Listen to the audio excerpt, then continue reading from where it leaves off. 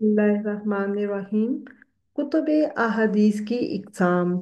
आज हम कुतुब अहादीस की इक़साम में जो इस्तिलाह पढ़ेंगे वो है मुस्तदरक। मुस्तदरक हदीस की इस किताब को कहते हैं जिसमें किसी दूसरे मुसन्नफ़ की शराइत के मुताबिक अहादीस जमा की जाएं जो असल मुसन्नफ़ की किताब में मौजूद ना हो। आपको मैं आसान लफ्ज़ों में बताती हूँ।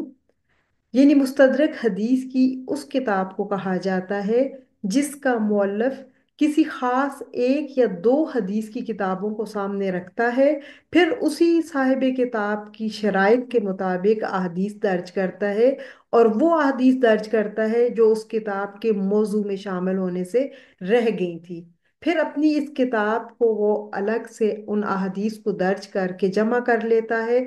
इस सारे अमल को चूंकि इस्तिदराक कहते हैं, और इस तरह की किताब के मजमूए को मुस्तदरिक कहते हैं। और इस किस्म की जो सबसे मशहूर किताब हमारे यहाँ, वो इमाम हाकिम निशापुरी की मुस्तदरिक हाकिम है। और उन्होंने इस किताब को बुखारी और मुस्लिम पर इस्तिदराक करते हुए लिखा है। और इसमें उन्होंने इमाम बुखारी और इमाम मुस्लिम की शराइत पर अहदीस जमा करने की कोशिश की है।